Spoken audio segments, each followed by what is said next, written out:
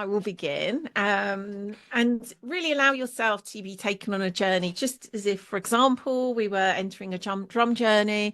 If you want to close your eyes, lay down, really see this a bit like, the ancient heritage of being read a bedtime story, and let it take us on a journey in our dreams. That's my invitation for you to do in whatever way is right for you now.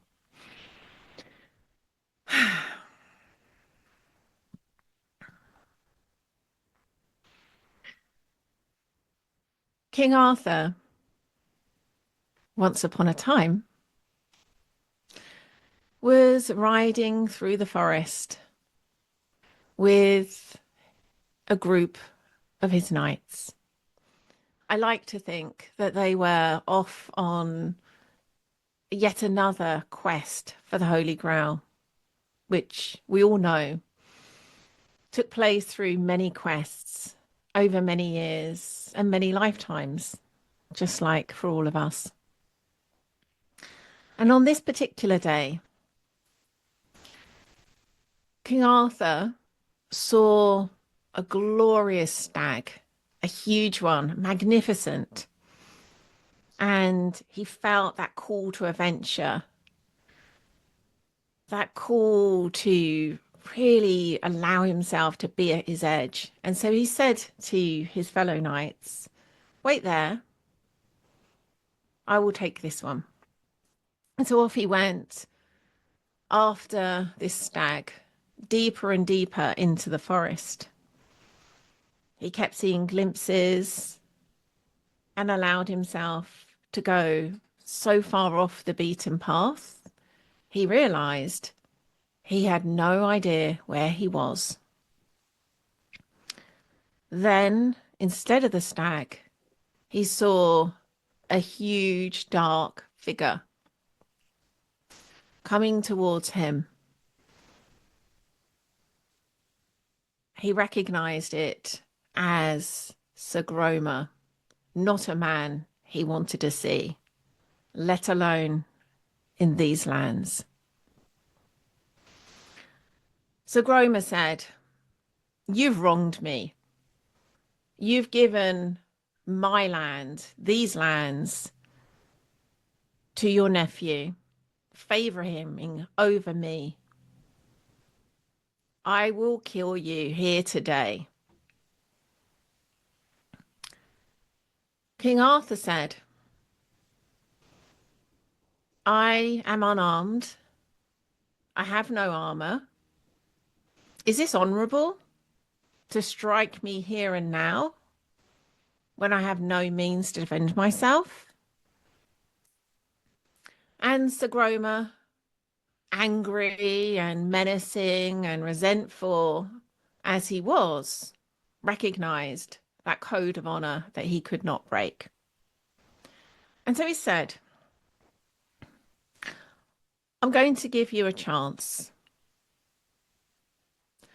I will spare your life if, in a year and a day's time, you return here with the answer to this riddle. If you aren't able to return with the correct answer, you will die."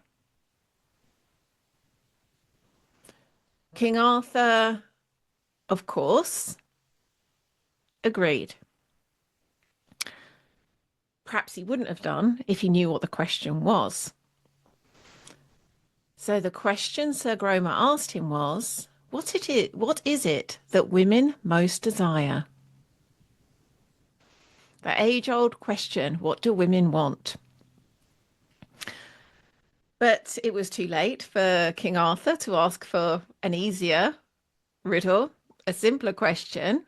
And so he rode off. He rode back to Camelot. He called the round circle together and he shared with his knights what had happened in the forest. And he said, "Do you know the answer?" And he knew without even asking. They didn't know the answer. They all shrugged their shoulders and looked askance. They said, We'll find the answer together. So each of them went off, rode the land, asking every woman they met, what is it that women most desire? What do you most desire? And some women said riches. Some women said a handsome husband. Some women said to be left alone, to live on the edge of the forest in a hut on chicken feet. Some women said to bear a child. Some said to be childless. Every answer was different. Arthur wrote every answer down, but he could see he didn't have the answer, or he wasn't confident he had the answer because they were all so different. A year later, a day before he was due to return to meet Sir Gawain, he decided to return to the forest. You know, those ways that your soul calls you to do something that makes no sense, but you do it anyway. So he went back to the forest, hoping, of course, not to bump into Sir Gawain, but hoping somehow, beyond reason, he would discover the answer. And not long after he entered the forest, there he came upon a woman, if one could call her that. She had a red face covered with snot. Her mouth was huge and all her teeth were yellow, hanging over her lips. Her bleary eyes were greater than a ball, and her cheeks were as broad as a woman's hips. She had a hump on her back, and her neck was long and thick, her hair clotted into a heap. She was made like a barrel, with shoulders a yard wide and hanging breasts that were large enough to be a horse's load. No tongue can tell of the foulness and ugliness of the lady, as the story goes.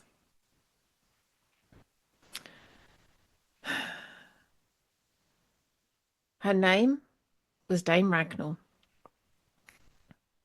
And before Arthur said a word, she said, I know the answer to your riddle, but it comes at a price. Arthur was taken aback. How do you know that I'm seeking an answer to a riddle? She said, you don't need to worry about that. Tell me, do you want to make a deal? So Arthur, of course, said yes. His life was at stake. He said, what is it that you want? Recognizing this was the same question he'd spent a year asking every woman he met. She said, I want to marry. And I want to marry that handsome nephew of yours, Sir Gawain. Now, Gawain was a beautiful man in every way that a man can be beautiful. He was fair of face, big of heart. He was probably, if we're allowed to have favourites, King Arthur's favourite. And so, of all of the things that Dame Ragnell could have asked for, this was possibly the worst. So Arthur said, I'm going to have to know if this is something that Gawain would choose. I can't choose on his behalf. She said, well, that's up to you. You know, your life depends on it. You come back if he's ready to marry me. So Arthur turned back, rode back to Camelot with a heavy heart. He had the opportunity to get the answer to the riddle and save his life, but at what a price! What a price! As he strode down the halls of Camelot, Sir Gawain met him there and said, "Uncle, why so sad?" And Arthur shared with Sir Gawain what had happened in the forest and the hellishly hard bargain that Dame Ragnell had driven. And Sir Arthur told him in the way where he wasn't even really asking Sir Gawain. He couldn't bear to. And yet, before he even had the chance to ask him, Sir Gawain said, "This lady holds your life in her hands. I will marry her. I will marry her gladly. I will do it with honour. I will do it for you. I will do it for England." You can, I'm sure, imagine how King Arthur felt simultaneously, filled with love, filled with relief, but also grief for his dear, beloved nephew. He turned back to the forest, there waiting for him with a smile on her face, like she already knew the answer, was Dame Ragnell. King Arthur said, "He's agreed. He will marry you." Dame Ragnell said, "I know." And she leaned towards King Arthur with two teeth on each side of her mouth, like bull's tusks the span of her hand. One went up, the other went down. Her wide, foul mouth was covered with grey hairs, and her lips lay lumped on her chin. No neck could be seen. Her breath stank like 1,000 ferrets. She came close to King Arthur's face and then whispered in his ear the answer to the riddle.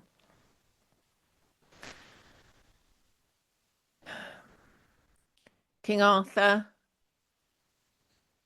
begrudgingly, but still, he's a knight, he's a king, thanked her, turned around, rode back to Camelot, unsure if he had really received the right answer, but he also realised it was probably the best answer he'd been given. So the next day, he rose, not knowing if he was going to his death or to something else. He rode back deep into the forest, and there was the looming figure of Sir Gawain. He said, "Do you have the answer to my question? Or is this the day you die?" So King Arthur was thinking, well, if one of the other answers I've been given by all of these women that all of my knights have been asking, if one of their answers is right, I can spare Sir Gawain from his fate. So let's start there. So he gave the first answer, and Sir Gawain laughed. So he tried another and another and another, and with each one, Sir Gawain grew only happier, knowing he had the king's life in his hands. Sir Gawain, after listening to all of these answers, all of them ridiculous, all of them wrong, all of them showing that King Arthur had no clue what women most desire, he said, "Prepare to bleed. This is your death day." King Arthur said, "Wait, Sir Gawain, I've got one answer left." Sir Gawain said, "Very well then," feeling like he had all the time in the day after all. "Give me your last answer, and soon your death will be upon you." So, Sir, Sir King Arthur gave him the answer that Dame Ragnell had given him. Sir Gromer's face turned red. He scowled and he said, "Darn her! My sister would have given you that answer. I can't believe she's done so, but I can't deny the truth of it. You have saved your life. She has saved your life." And he rode away. So Arthur again was torn. My life is saved. Sir Gawain's isn't. He rode back to Camelot with Dame Ragnell, and you can imagine Sir Gawain's face when he set eyes on his bride-to-be for the very first time. But he did his best to hide it. Now, Queen Guinevere had the bright idea of let's make this a very quiet wedding. We don't need to parade through the streets. We don't need this to be a big public spectacle. Poor Sir Gawain, really, let's do our best to make this as kind of inconsequential and as hidden as possible. But no, Dame Ragnell said, I want a proper wedding. I want this to be celebrated all across the land. And they did. And they were married and they sat down at the wedding feast, and her manners were disgraceful. She was belching and farting and drooling and spitting and eating with her mouth open. The whole court was shocked. But Sir Gawain sat by her side with honour. He had made his choice and he would honour his choice. That night, they went to the wedding chamber. And Sir Gawain, bless him, he has done his best to honour her all the way through the day, but he really was at the point where he's thinking, I can do no more. He'd got in bed, turned his back to her, and was going to go to sleep. Dame Ragnell said, "Will you kiss me, husband?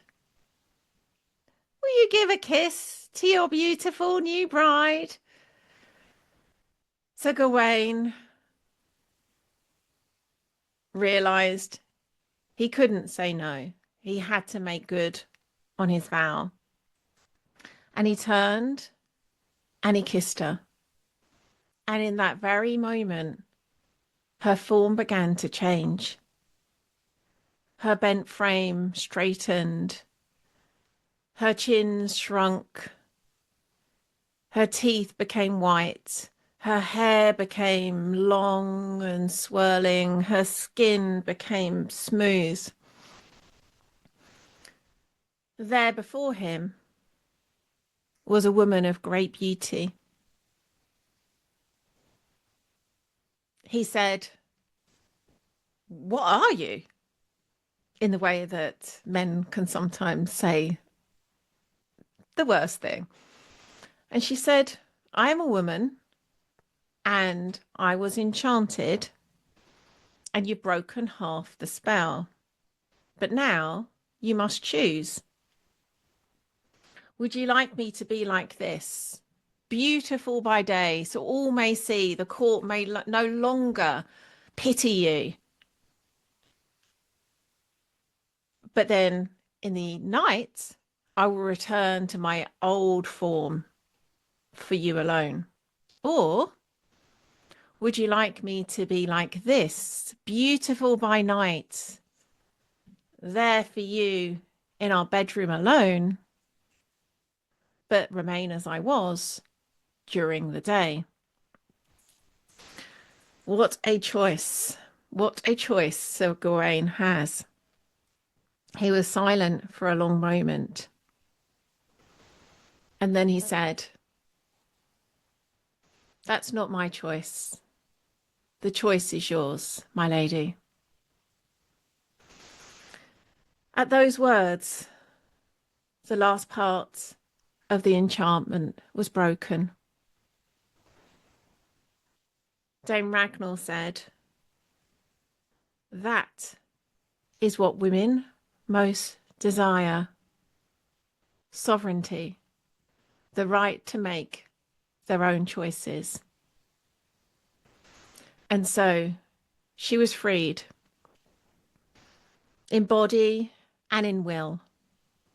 She was beautiful by day and by night. They lived together in love and honor and joy, not because he saved her, but because he gave her the freedom to choose. And of course, they all lived happily ever after.